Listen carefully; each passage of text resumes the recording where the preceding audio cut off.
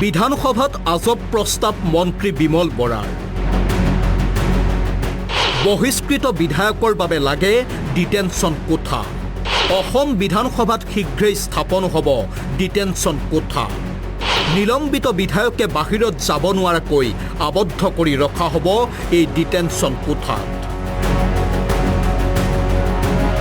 বিদেশীক ডিটেনশ্যন কেম্পত ৰখাৰ কথা আপোনালোকে শুনিছে বা দেখিছে, কিন্তু ডিটেনশ্যন কেম্প কেৱল বিদেশীৰ বাবে নহয়, সেই কথা আজি প্ৰমাণিত হ'ল অসম বিধানসভাৰ মজিয়াত।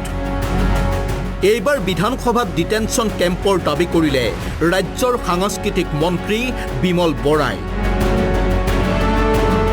অসম বিধানসভাৰ শীতকালীন অধিৱেশনৰ চতুৰ্থ দিনা সাংস্কৃতিক মন্ত্ৰীগৰাকীয়ে অধ্যক্ষক দাবী কৰিলে ডিটেনশ্যন কোঠাৰ।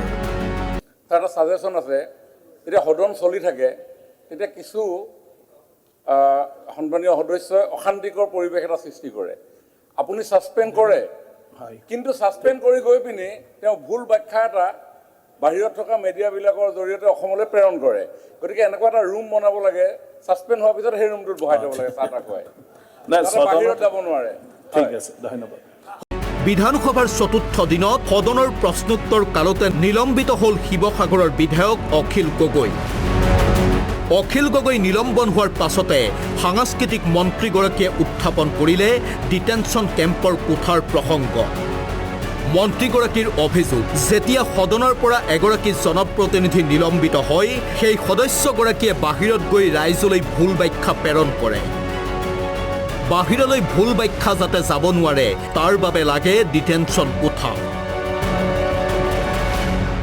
ভুল ব্যাখ্যা পঠাব নোৱাৰাকৈ ডিটেনশ্যন কেম্পৰ কোঠাত আবদ্ধ কৰি ৰাখিব লাগে নিলম্বিত বিধায়কক।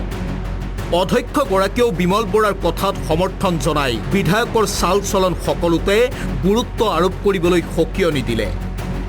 অন্যফালে বিমল বৰাৰ কথাত প্ৰতিক্ৰিয়া দিবলৈ গৈ অখিল গগৈয়ে ক'লে, বিমল কেঁচা বুদ্ধিৰ মানুহ, ডনেশ্যন তোলাৰ বাহিৰে বিমলৰ কাম নাই। বিমল আচলতে আপোনালোকে সকলোৱে জানে যে বিমল আগৰে পৰা মই একেলগতে পঢ়িছিলোঁ নহয়, একদম কেঁচা বুদ্ধিৰ মানুহ। সি গণতন্ত্ৰ, সংবিধান, আইন কানুন এইবিলাক বুজি নাপায় বিমলে। আমাৰ একদম কেঁচা বুদ্ধি, অকল ডনেশ্যন তুলি খোৱাৰ বাহিৰে তাৰ একো বুদ্ধিয়ে নাছিলে। আগতে আঁচু কৰে আৰু পইচা তোলে, তাৰ বাহিৰে বেলেগ চিন্তা তাৰ নাছিলে।